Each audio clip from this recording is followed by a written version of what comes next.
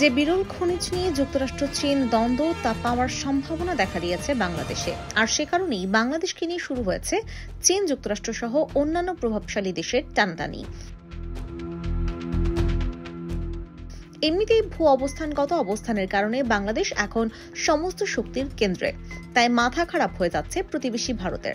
এখন বিশ্ব রাজনীতির পাশাপাশি প্রাকৃতিক সম্পদের কারণে বাংলাদেশের কাছে পাত্তাই পাচ্ছে না ভারত। এগিয়ে যাওয়ার মাপকাঠিতে এশিয়ার অভিজাত রয়্যাল বেঙ্গল টাইগার এখন বাংলাদেশ। আর যে ভারত এতদিন আমাদের সুন্দরবনের রয়্যাল বেঙ্গল টাইগারকে অন্যান্য অনেক কিছুর মতো অধিকার করতে চাইছিল, সেই ভারত এখন ভেজা বিড়াল। ডক্টর ইউনূসের সময় বাংলাদেশে যেন সোনার চাষ হচ্ছে। এখন শুধু সোনা নয়, আরো অনেক মূল্যবান ধাতুও পাওয়া যাচ্ছে।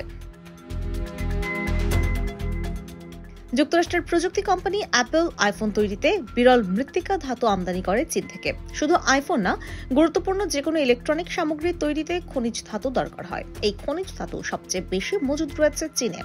বর্তমান চীন মার্কিন যুক্তরাষ্ট্র দ্বন্দ্বে চীন সিদ্ধান্ত নিয়েছে এই বিরল মৃত্তিকা ধাতু আর রপ্তানি করবে না।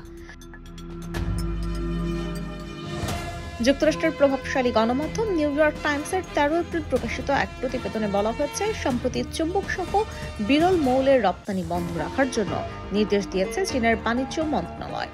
এর ফলে প্রচুর মৌল জাহাজীকরণের অপেক্ষায় বন্দরে পড়ে আছে। প্রতিবেদনে বলা হয়, বিশেষ অনুমতি ছাড়া চীন থেকে এই ধরনের পণ্য রপ্তানি করা যাবে না। সামারিয়াম, টোলেনিয়াম, টার্বিয়াম, ডিপ্রোসিয়াম, লিউটিনিয়াম, স্ক্যান্ডিয়াম, ইটিয়ামের মতো প্রায় 17টি বিরল মৌলের অভাবে আমেরিকার প্রতিরক্ষা শিল্প বড় সংকটে পড়তে পারে। আর এই বিশ্ব সংকটের সমাধান আছে শুধু বাংলাদেশে। বাংলাদেশে বিরল খনিজের সন্ধান পাওয়া গেছে বলে জানিয়েছে বাংলাদেশ ভূতাত্ত্বিক জরিপ অধিদপ্তর।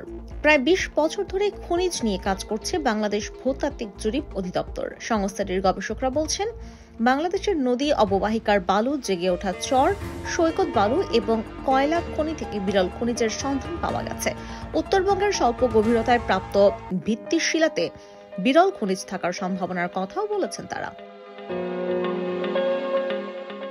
গবেষকদের ধারণা, সিলেট, সুনামগঞ্জ ও ময়মনসিংহ জেলার পাহাড় থেকে নেমে আসা পানির স্রোতধারার পললের সঙ্গে তেজস্ক্রিয় মৌল ও বিরল ধাতু থাকতে পারে। জিএসপি সূত্র থেকে জানা গেছে, শুরুতে যমুনা নদীর বালু পরীক্ষা করে সেখানে থাকা আকরিকের মধ্যে বিরল মৃত্তিকা মৌলের সন্ধান পায় জিএসপির গবেষক দল। জিএসপির অর্থনৈতিক ভূতত্ত্ব বিভাগের পরিচালক মোহাম্মদ আলী আকবর জানান, 2016 সালে যমুনা নদীর বালুতে তারা ভারী আকরিকের সঙ্গে উল্লেখযোগ্য পরিমাণে বিরল মৃত্তিকা মৌল পেয়েছেন। এর সঙ্গে কিছু মাত্রায় লিথিয়াম, ইউরেনিয়াম এবং থোরিয়ামও পেয়েছেন। শুধু তাই নয়, দেশের প্রায় সবকটি নদীতে এগুলো পাওয়ার সম্ভাবনা রয়েছে। ধারালো নদীর বালু পরীক্ষা করে জিএসবির গবেষকরা স্যামারিয়াম, ইউরেনিয়াম, গ্যালোডিয়াম, টার্বিয়াম ও ডিপ্রোসিয়ামের মতো বিরল মৃত্তিকা মৌলের সন্ধান পেয়েছেন বলে জানিয়েছেন মোহাম্মদ আলী আকবর।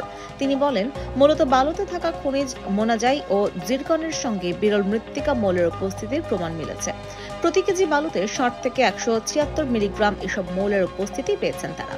গবেষকদের গবেষণা বলছে, বাংলাদেশে রয়েছে বিরল মূল্যবান ধাতু, আর এই ধাতুর সঠিক ব্যবহার বাংলাদেশকে নিয়ে যেতে পারে সবচেয়ে শক্তিশালী অবস্থানে। তবে তার জন্য দরকার একটা সঠিক পরিকল্পনা এবং দেশপ্রেম।